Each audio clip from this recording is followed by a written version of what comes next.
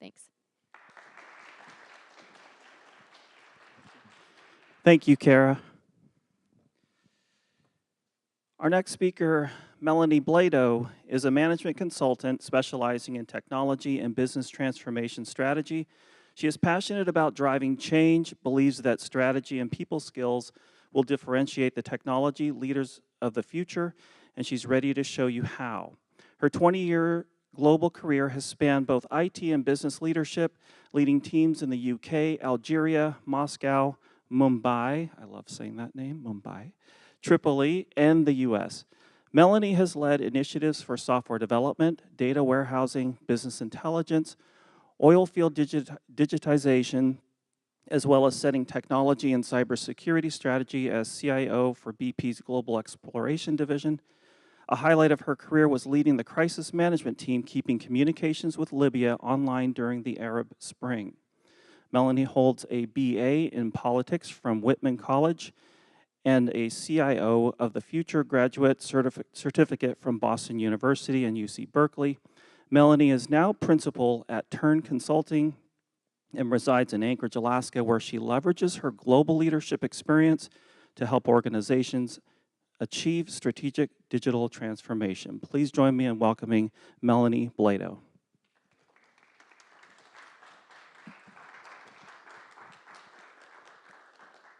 Thank you, Grant, for that introduction, and good morning, everyone.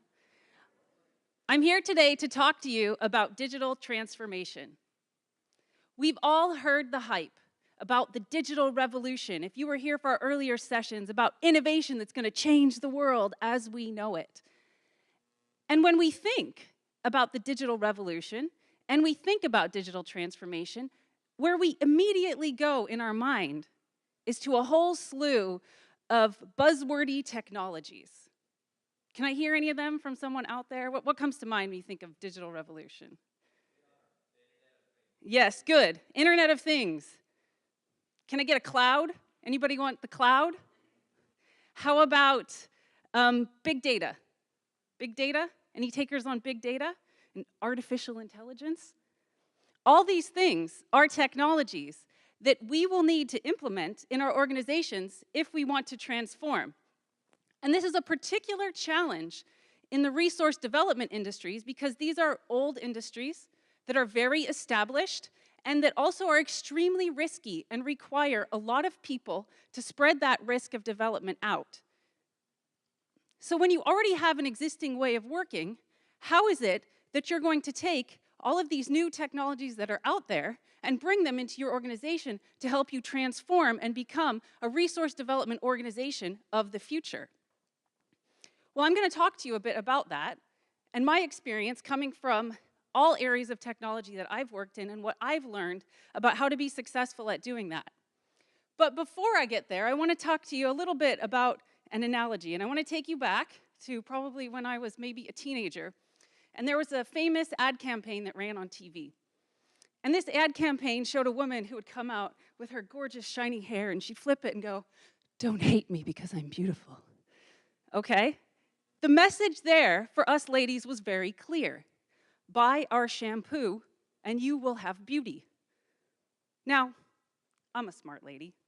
I know if I buy shampoo and I use it, what I will end up with is clean hair. And clean hair and beauty are not the same things.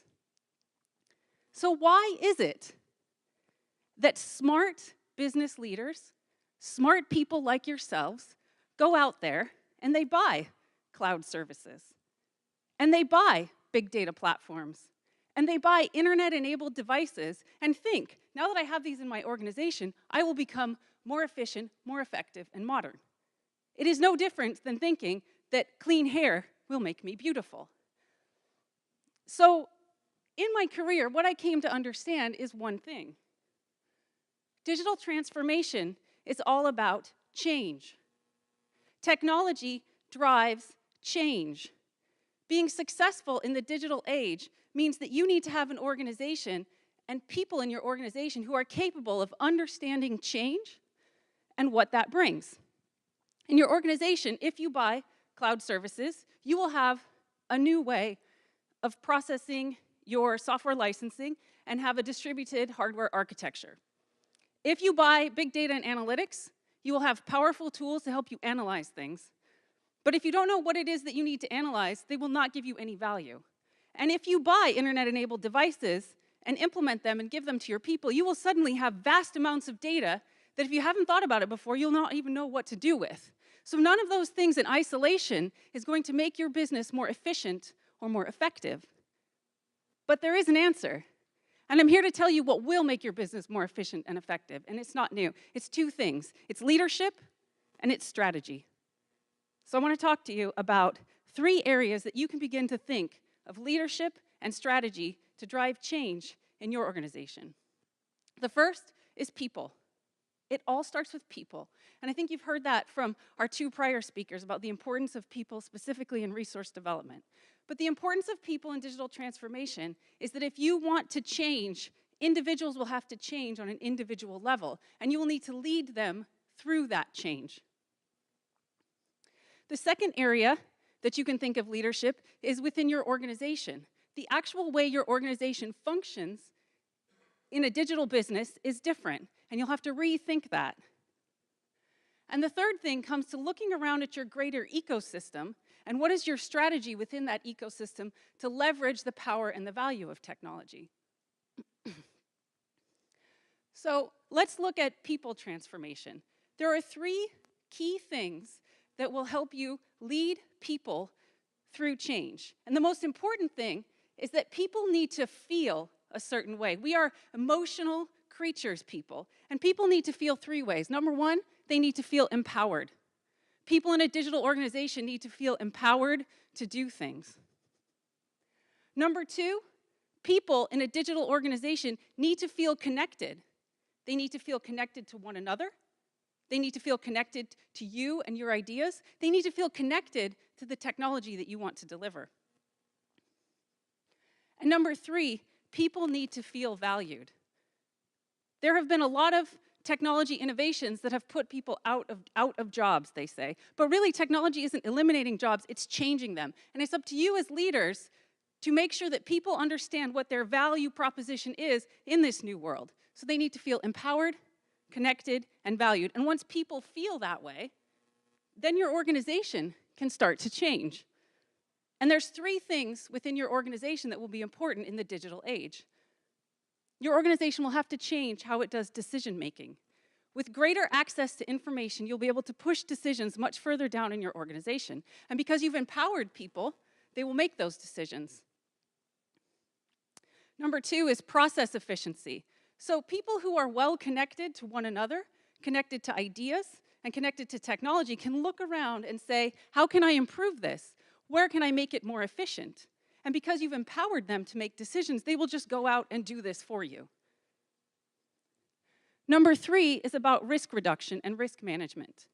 Digital technologies are bringing in new risks that are different from our old risks that we have to manage. A lot of them are around cybersecurity and information and data handling, and it really requires people who feel valued and who understand the value of what they do and what they handle for you to help you identify and manage the risks associated with that.